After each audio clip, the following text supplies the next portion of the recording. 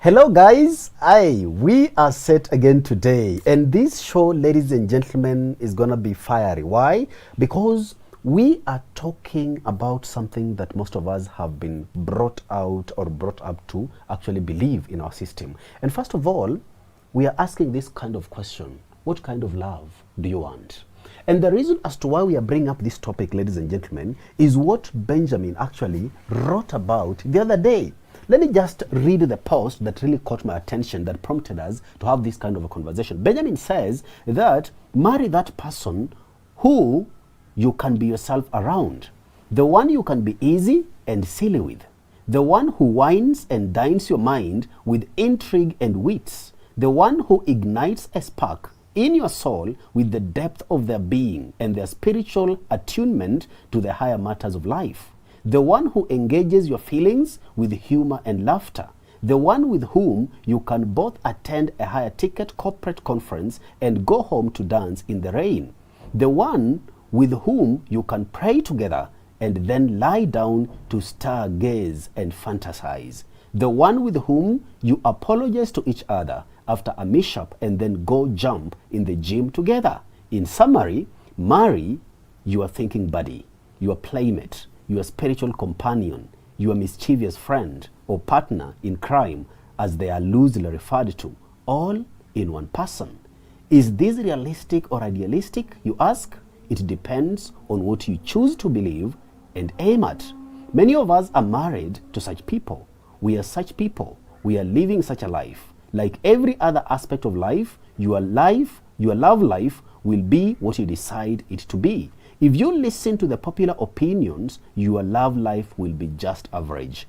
But if you follow our example and set the bar high according to your faith, it shall be done unto you. What kind of love do you want? Hey, Benjamin. So poetic. I'm wondering Powerful. who wrote that. I like it. Powerful. I like it. So now let's start here. Bramwell marriage has been misrepresented. Yeah. It has been made to look like something you have to struggle with, endure, just make do with the situation. Yes. There's no better. And people have developed this saying of, Sisi ndio tuko. We are the ones who are around.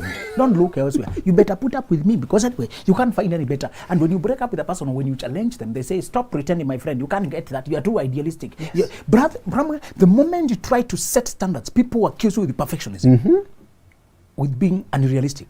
They forget that what I'm asking is what I have. Yeah. Are we together? I never ask from my partner what I don't want to do, what I'm not. Now, when you study scripture, do you see that question I keep asking you, why our Lord kept asking people? What do you want me to do for you? And obviously the problem is glaring. Yeah. They're blind. All right? Yeah. They're crippled. But there are many people who are blind, crippled, who are comfortable with twisted, damaged life. And although the healer is here to give you the happiness, I came that you may have life and have it in fullness. I'm trying to prove that God wanted you to have a happy love life. Yeah. Because people have presented this like it must be a struggle and a strain. Haven't you seen memes and quotes that are trending around? Yeah. If your girlfriend is not the most annoying person you have ever known, are they even your girlfriend? Why do you need the most annoying person in your personal life? No reason. Are you the most annoying yourself? You always look for what you are. Exactly. Why do you accommodate a psychopath? I'm trying to show you that. He was asking them, what do you want? Despite your situation. It may be a situation, but if you're comfortable with it, although I'm all too powerful, I'll not force you. I'll not force you to get what you don't want. God was so loving, he gave people free will. And the free will involved the eternal worst risk ever to unchoose the giver. Yeah. But the biggest risk in eternity is not missing out on that girl you wanted. The greatest risk in your life, in the life of anybody who ever tread the earth, is to use their freedom to choose, which was given by the Creator who did not want to give you to make you an animal that have been programmed with instincts, or a robot, or clouds and rain that he fixed the systems. The earth must do what he left it to do. There are never questions. The birds just sing the way he told them. Everything he fixed it. But with us, He said, you make us in our image, like him. He has freedom. He gave us freedom. It was a huge risk. But love requires freedom to choose. Yeah. You can't say you love a person and you have no choice. Mm-hmm. He is love, and he gave us so much love. Now, this is the problem. Even though he gave you the freedom, that freedom to both choose him and choose the life you want, the love life you want, the marriage you want, the amount of happiness you want, the kind of existence you want is based on your choice. People are forcing you to think it will be dictated by circumstances and what is possible and available in the market. Yeah. I envy Enoch. He walked with God so dearly in a habitual worship until God took him away. He was not the only man in his land. He just chose to be such a friend with God. God said, my friend, just come on. In the land. God looked around and saw that Noah, a righteous man. I know you know he drank and embarrassed himself. And I've used the word righteous. You're about to challenge your philosophical, theological question. Mind is good. That word and drunkenness that doesn't sit quite well. People, when they hear righteous, they think of perfection. Yeah. Bramwell, if you are perfect and sinless, you didn't need God. True. True. Learn from Noah. I'm not saying you encourage your weaknesses and you're drinking, but because you had a drinking weakness, you can be comforted in your own other weaknesses. That God called him righteous. Use Noah's case to comfort yourself. Okay? That God is counting righteous, right with him. That's what he means, please. Does not mean flawless. What matters is not your behavior as such, is where you stand with God. Yeah. Are we together? We don't clean up our lives after we know God. We don't stop philandering, being careless to please God. We clean our lives because we found God. Yeah. He is actually the one cleaning up. He gives you a conscience and sensitivity. He gives you an indwelling presence, causing the Holy Spirit, indwelling presence that can guide you. People get it twisted and they keep accusing you. We have many drunkards like Noah who will end up to heaven. Other people never touch alcohol, they never see God because they don't have a right standing with God. They have an attitude with God. I told you, there's no human being who ever stepped in this world who does not sense God. God gave you a conscience. He gave you he created everything to show you the design. Everything is done to detail. More so achievers. Anybody who designed a camera, designed anything, they know nothing can design itself. So a person who designed such a table, such a chair, can't come and say, over millions of years, this chair could have made itself. Nonsense. They know that is nonsense. They still want to say over millions of years, their own sophisticated eye could design itself. It's madness, nonsense. The problem with people is not that they can't see God, it's that they have an attitude, ego issue, pride. People hate God. They know he's around. That's why they're so angry. They try to challenge him. They're doing the same thing Satan was doing. Satan cannot be an atheist because he has been with God. If you claim there's no God, you're saying things even Satan can't say. Satan can never say there's no God. But if you tell yourself there's no God, you are helping him to separate you from him. Yeah. He is happy when you can say such stupid things. James says even demons believe and tremble. Demons know. Yeah. Yeah. The sons of Sceva tried to cast out demons by using the name of Paul, the Jesus that Paul preaches. In the name of the Jesus that Paul was preaching and he was having results. But then in the name of that Jesus who Paul preaches, we command you. The demons asked, Jesus we know and Paul we know. Yes. But who are you? And they stripped the guy's neck. Yeah. These were sons of a priest, a minister. Yeah. They were attempting the right thing the wrong way. All right? Yeah. Brother, even demons know. They can ask the sons of Sceva. Yeah, Jesus we know. And Paul, yeah, we also know. But who? So, brother, there will come a point, and I can't wait. You know, I have longing for some things. And one of the things I long for is for the final settling of scores. With the people who are making so much noise. I know God will not go too far. They say, I never saw the Bible. God will not go that far. But I never had a preacher. I don't think God will need all that. He won't need all that to question you. You are saying you can't believe God. So how did your leg exactly get designed? Where did you get your unique DNA, by the way? How come it resembles nobody else? Those zeros and ones, who put them there? He will use everything you learned in your existence. I don't think God needs to go too far. True. The evidence of a creator is this plain. You need a lot of blindness, effort in blindness, not to see it.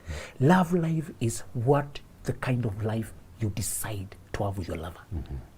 I'm using all that to argue that even God will not force. You can be a Christian and you have a terrible marriage because you settled for that. Yeah.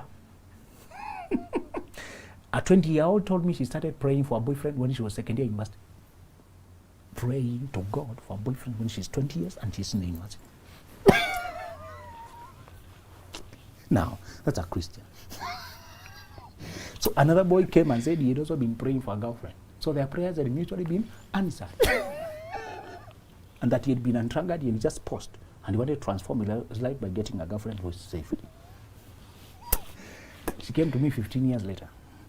When that one thing, so-called answered prayer, ruined her life totally. Yeah. For the 5 years, they had fun. Later, they got married. Only to realize the man was enmeshed with his mother, and the mother was an absolute narcissist. At 20 years, you can't see that? Yeah. If you don't know the seasons of your life, my people perish not for lack of faith, but for lack of knowledge. If you don't have knowledge about the seasons of your life, you pray for the wrong things, and your only lusts will answer them. The devil will answer those prayers. Another girl arrived on campus praying God to bring many men, that she may choose one. And they came. One day they went to a trip. They went to a trip in Marsabit, in a bus. So she was surrounded by men. She bonded with one of them, got pregnant. They complicated. The kid had issues, was sent home, struggling. You can be a Christian, and what you set your mind on is what ruins your life. So is this love possible? Of having a person with whom I want to give you 2 words to aim at. Tranquility. What? Tranquility. Tranquil means, just like it sounds, seamless coordination. Tranquil, it just sounds smooth. I want you to aim at a relationship that is smooth. People are praising hiccups and arguments and stress. There's no day, even yesterday, somebody's asking me, does frequent arguments mean that this relationship has a future, that we actually met for each other? Does the frequent... So people praise jealousy, frequent arguments, they praise envy, they praise... People are praising the opposite. I want you to aim at a relationship that is tranquil. I want you to look for serenity. Now, tranquility means internal, we are internally calm. we are smooth. We can communicate without stress. We can coordinate without suspicions. Me, I aimed at that and I told God, if my relationship will not be peaceful, I don't want it. I had seen chaos where I came from. One reason we aim for peace is because we have been to war. Are we together? Some of us are not asking for heaven because we are angels. We have been with the devil. My brother. I told you some of us, we just like to keep cool and polite. We don't like to explain reasons for how we are today, but they are not good reasons. Do not try to exaggerate. In fact, I told God, some of us love God because we have been with the devil. Yeah. I love peaceful marriages because I've seen the opposite. I have seen the opposite. And I told God, this marriage is not what I want. It's not what I want. Let me marry a friend, a person who can laugh. So, brother, I want to tell you what to aim at. To set your mind on, and according to your faith shall be done to you. Yeah. Imagine he kept telling them, according to your faith, not according to my power is limitless. God can give you what you want. The tank is full. The container you came with is what will determine the quantity you carry. Exactly. Brother, don't believe these people tell you all marriages will involve boredom, fights, struggle. Ordinary fights among all couples. Disagreements don't have to disintegrate into fighting. Disagreements don't have to disintegrate into fighting. They can simply be something we disagreed on and solved amicably. Yeah. There's no need for tension. Earlier on in our marriage, you decided when you're unhappy, you don't keep quiet on your partner for 3 days, 4 days, because you hear it happens out there. When you need quiet time, tell me so that I don't start guessing what I did. Yeah. Even if you can't talk, text. Okay? Yeah. Tell me when you are unhappy. Tell me something has happened. Does it have anything to do with me? Or maybe you are hurt by other people and we're just hurting. Let me know. Are we together? Yeah. We agreed. They said, no, we will not torment each other with tension. So I want you to aim at tranquility. Number 2, serenity. Serenity is, you've heard of serene hotel, you heard of serene atmospheres. So I want you to aim at smoothness and, a quiet existence. Quiet does not mean is idle. It means we have no chaos. It's peaceful. That's all I wanted in my relationship. Now, when that relationship is there, let me remind you what peace does. Where there's no peace, there's no power. When there's peace, when you are together. I saw some couples, some other people came for my birthday, and some of them I've journeyed with them from when they're very young. Some of the people there are my friends for more than 10 years. I saw them when they were in primary school, secondary school. Now I'm happy to say married. And you remember me telling guys that couple over there, they're going very far. Yeah. Why? Right now they don't have much. They're just newly married. But I can see their mindset and the tranquility, the harmony with which they exist, and how they are focused together, and how they are friends of God, like Enoch. I know they will be lifted. God does that with all the Enochs of today. To this day, God is the same. Those who habitually fellowship with God. Amplified puts that phrase about he walked with God until he was no more, God took him. Amplified puts it, habitual worship. Habitual worship. People keep asking me, how do I overcome masturbation? How do I overcome pornography? How do I overcome cocaine or drugs? I'm addicted to this, I'm addicted to that. Just replace the habit. Yeah. We always try to resist, kill it, and it never goes. It keeps coming because the void is still there. Replace it with habitual worship. Get the kind of music that reminds you of who you are.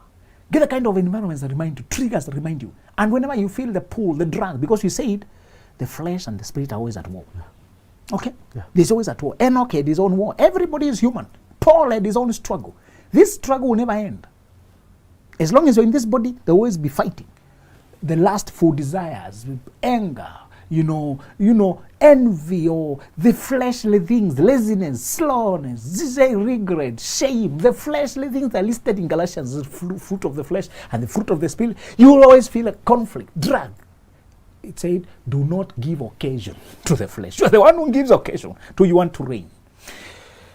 So I want you to aim at a peaceful relationship with a woman so that you can do the following. I told people that couple will go far, and it's only a matter of time. I am sure of it. I can bet on it. I can bet on it. Why? They were tranquil. You don't see them fighting or angry and they show up together like friends. Brahma, when you have a peaceful relationship with a woman, it means she's your friend. You can be easy. You can laugh. You can be yourself. You can relax. You're not acting when you're around her. You look out for each other's interests. There's that connection that is deeper, that is soul-like, that you miss them with all of your being. When you have not talked to them for long, you feel like a part of you is not here. That connection is possible, and it is what you should aim at. You say, I'll marry that person whom we talk, we laugh, we relax. Even when we are not talking, we could be on our phones or social media, but because we are sitting in the same room, there is that comfort that their presence, that you could just relax. One of you, do you know those simple things of, you think of them when you see a good cloth. Think of them when you see this. Take a photo and show them. Ideas you build together. Let's come to, so that's the emotional environment between the two of you should be tranquil, peaceful. What about intellectual environment? You should be able to challenge each other, talk, stretch each other in new directions, tease each other. You should be able to play around. Never marry a woman and put somewhere down. That is unfortunate. It wastes the marriage. Yeah. Don't have a condescending attitude about the person you marry, as if they are incompetent or less. As much as possible, make it a person you are thinking buddy. You're thinking, but the person you decide, let me hear what you think about this. I was thinking of, then you realize there's nothing to that, you drop it. It was that idea that it come, you rule it out. You start going back and forth. We have developed ideas with my wife from seed, from embryonic, just a vague idea. And we say it, we leave it there. I thought about, by the way, I added this, you had this, I had the other. We removed that, we had. Finally, we executed an idea that we developed over months because of our free brainstorming. And nobody else knows about it until we implement it, they see it. Primarily, you need that. You need a lady you can think with openly. Don't need a lady you have to impress by coming with an idea you've been thinking and discussing with your friends and you finally done it and you thought she'll be impressed. That's wrong. When you discuss with your friends an idea forms, come and discuss with her and refresh. You are with your woman longer than you are with anyone. I know you've heard of guys who have good friends who may be blessed with a friend who you connect. So if friends have their place, your partner is a different case. Are we together? Yeah. Okay. So on intellectual level, you need a person you can brainstorm, build ideas. Brother, I wish I have enough time to emphasize that. Everything you see, the building we are in is an idea. That chair is an idea. That sweater is an idea. This shoe is an idea. All your assets are ideas. All your children, you start with ideas, start explode. Your life, your cars, your money. You need a person who can build ideas with, because ideas become reality. They form your life. They're the building blocks of your life. The quality of your ideas, primarily, is the quality of your life. Mm-hmm. Invite your woman in building better quality ideas. Two are better than one. In fact, always aim at something called mastermind. There's a guy called Napoleon Hill who wrote Think and Grow Rich, and he said, two minds thinking harmoniously. They form like a super battery, a very big brain together, bigger than the two of them combined. Remember the miracle of horses and how they pull. Mm-hmm. One horse can pull 900 pounds alone. The other horse can pull 900 pounds alone. When they're pulling separately, they're pulling a total of 1,800 pounds. Each its own. But when you combine, they don't pull 18. When you give them now one load to pull, they don't pull 18, they pull 2,700. Mm-hmm. There's something called synergy. Mastermind. When you come together with your woman, when you harmoniously mesh your energies, you get a superpower. That is why you should marry and surpass everybody who did not marry right. Yeah. Most people are settling. People are not marrying who they can think the best with. They are marrying who they happen to get pregnant. Mm. The madness that is, the standards to which we have descended. They married who they have dated for too long with. Yeah. They marry who has money. The other day I was telling people, telling women to stop just marrying men for their money. And then I'm just comparing poor and rich. Mm-hmm. When I went to date my girl, many people had been pursuing her because she was very disciplined and she had her own standards. You know those girls who stand out in the village. Yeah. They're just known. They live their quiet life. And no guy can say he ever seduced that girl. Imagine, you know those kind of ladies. Mm-hmm. It's people are waiting eagerly to see who will she finally accept. Yeah. So villagers were expecting that she would surprise them with a very rich man. When finally the guy came, does he have a motorbike? No. Car? No. So when I finally came up for the events, bride, price, and all that, she was traveling to the local market and a motorbike guy carried her and asked her a question. Now, surely, we were waiting all that long. You released all of us for that guy. What were they judging? The money. Yeah. The girl was judging the qualities I'm describing. She was looking at the character. There was a guy who was also after her and he had a very nice car, maroon car, very nice. Maroon is our color. She said, sometimes the devil can bring you temptation that is just made for you. Yeah. Just for you. Customized temptation. Her favorite color. Oh my God. And she just admire the car. Remember, the guy is coming here for her. Showing up at the school she's teaching, just coming there. And teachers asking, they wish it was, they wish to get a chance with him. Herself, she can't feel the connection. You know, she'll talk about the spark. She'll talk about the character. She'll talk about the depth. Now, what are those? So those people are looking for money. You see? Think like that girl. Look for the depth. How do we flow? Do I feel at ease and at home with you? She knew what she was waiting for, and she maintained her faith until she finds it. Did she find it? Yeah. What if she settled there? Many good people are settling there. Mm-hmm. For as soon as they get somebody who everybody else thinks is wonderful, and everybody thinks you're missing out, my friend. Yeah. Even bigger people, my friend, there is no better person in this world. Brother, set your faith. Mm-hmm. Set your faith. And say, until I get that, I'm not settling. Even if you have failed in the past, you're a lady or you got a kid. I know guys who came to have very happy marriages after they had messed up, gotten a kid before. And they set their standards, said, God will help me, new creature. That's all. They came to have very happy marriages. I've met couples who live so happily, but happy couples are not loud. They're very quiet. It looks like they don't exist. So the guys who are campaigning say, there's no better marriage, you better settle for this one. They seem like they're speaking the truth because, so I say, let me speak on behalf of people who are happy. So that the guys who are unhappy, who are quarreling, arguing, fighting every day, and so much tension and dysfunction, they stop thinking, making it look like that's the normal. I've met couples who I just admire. Just seeing the energy between them. And Brahma, if you think back, you realize you have been seeing those couples. Yeah. But people are making you think it's an act. It's not true. They're not that happy. They're just pretending. People who are unhappy want to make it look like everybody else is unhappy. And those who look happy are just pretending. The last thing, spiritual depth. You want a person with whom you can discuss eternity, resurrection of the dead, the reward of the final day.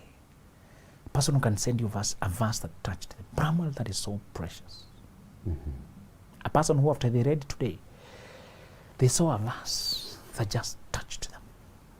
I was reading Genesis the other day, and when Jacob was moving from, it's a time he camped somewhere, and some guys raped the daughter. So the brothers, the sons of Jacob, the brothers to Dinah, went and tricked all those guys and killed them. So Jacob was afraid that people would gang, because he's new here, because he has only a few people, they would gang up and slaughter him. So when God told him, just migrate to where I told you. When he was moving, God sent a terror, fear on all his enemies, so they could not attack him. That moved me. Brahman, sometimes you feel surrounded. Yeah.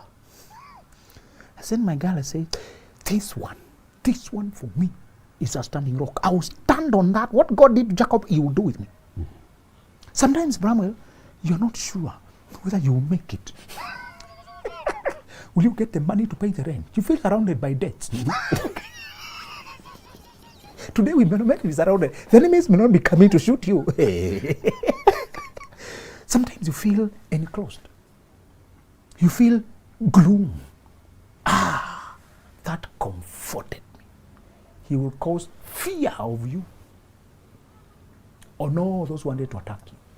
He will cause everything that wanted to rise against you, the diseases. How long have we gone without being killed by corona? How long have we gone without being? And we're not saying those who got corona, God is not with them. No, God journeys with people differently. Yeah. Depends on where you are. And we sympathize everybody who suffered losses. But as I told you, there's some things, according to what you sense that you are called to do, you agree with God and negotiate, and you pray and believe.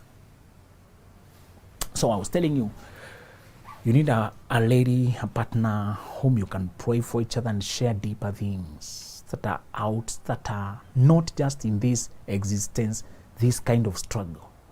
The ones you can assure them that I feel that God is with us.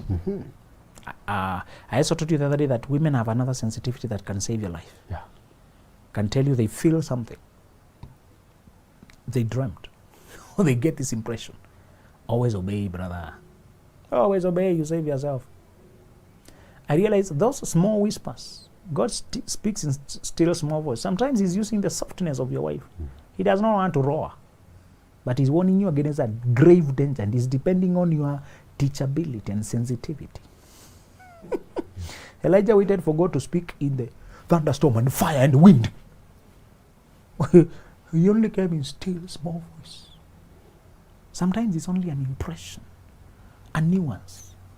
That's why you need quiet places where you can hear silent messages that are life-changing. Don't get addicted to noise. Today's society is noisy. Matatus are noisy. Vehicle clubs.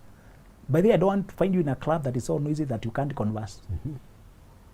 When you have to go to places or hotels, make sure there's serenity. There's a time for loud music when there's a party atmosphere. Yeah. But you cannot be surrounded by noise every time. You need a place where you can converse with your friend. Converse with your thoughts. So at that level, love to aim at. It's a person with spiritual depth. Friend of God. All right? Yeah. Let's recap. We said you need a lover with whom the relationship is tranquil, peaceful, serenity. Okay? The second level, in a relationship where intellectually you can build ideas together, discuss. And you trust them with your ideas that they build. That level, a friend was, a partner was spiritual depth. You can talk about prayer and God and death and scripture and eternity and resurrection and praying, dedicating your children and dedicating your properties and doing things that are deeper than the visual. It gives you another depth that would not be there otherwise. Yes. I like that. Those 3 levels, Benjamin, are very powerful. And if indeed we can follow that, Benjamin, all of us are going to experience these beautiful marriages. You're right. You see? As you always say that no one is born married. You see? You're right. Yeah, it's us opening up and learning. But now, Benjamin, still meditating on the 3 levels, I want us to flip to the other side of the coin a little bit. In as far as I want that marriage, that lady who is going to ensure that there is tranquility and serenity, who will challenge me mentally, and who has spiritual depth, Benjamin. Yes, those are the standards I've set for myself. That is what I want. But there is a chasm of difference, whereby what I want is different from what wants me. I want this particular love, but the kind of love that is chasing me. You're right. In such a scenario. You want the sublime, the elevated. Let's also acknowledge that the moment you state what you're looking for, people will accuse you of perfectionism, being unrealistic. That there's nobody perfect. We're not describing perfection here. We're describing excellence, depth, higher standards. Those people who have low standards always accuse your high standards of being perfectionistic. Yeah. Every day. Remember, big minds always encounter violent opposition from small minds. Be prepared for it. Let's repeat that. Big mind. Always encounter violent opposition from the small mind. So you are labeled the darkest labels. Who do you think you are, my friend? Yeah. Where you will find those people. But when you finally marry, they start looking at you like you come from another planet. Bramwell, the fruit of your marriage will be experienced by the world. They will see what you emanate. So when you are dating, when you are searching, the love that is running after you, what people are proposing to you, the people who they are hooking you up with, who they are suggesting for you, the rate at which they are pushing you, pressuring you to say to time is going. So what is after you is these ordinary people. Yeah. And you don't call anybody ordinary, but you know that's not what you're looking for. Yeah. They are giving you women who are good enough. Okay? Be careful. Good enough. She's well behaved. She has a job. She's nice. But beyond that, you feel what my wife was feeling. Okay.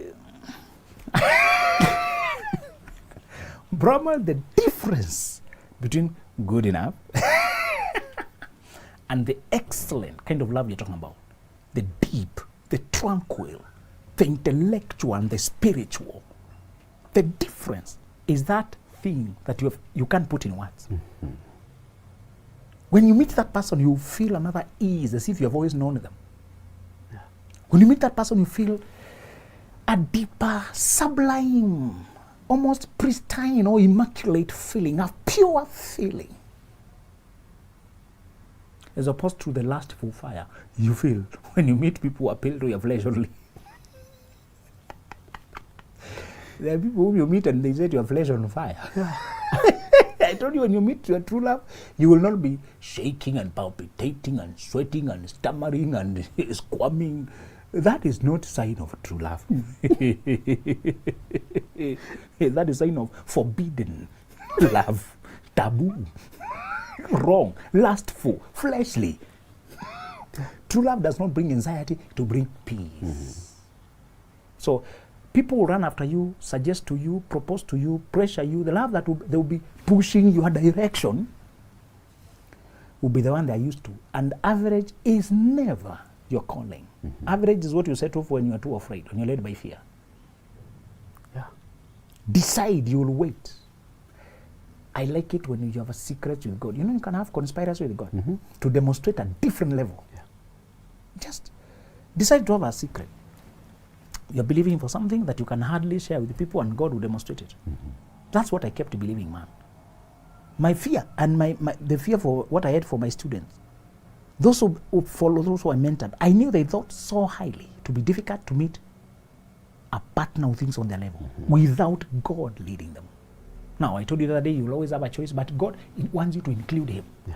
He does not stop you if you want to marry tomorrow, marry a girl you saw there. But it's when you believe God that I want the perfect match. When you say perfect match, you mean the best match for me. The one that we can flow on this level. I believed it, and because I got it, I knew God would give it to all my students. And He did it. I saw it happen. So they'll propose this, but you insist on that. And believe with God and quietly and keep searching and waiting and looking and doing what He leads you. According to your faith, it will be done to you. According to your faith, it will be done unto you. And that is exactly what faith is all about. Remember, it's all about being intentional. Set your standards and keep the faith. Thank you for watching the Benjamin Zulu Show. Till next time.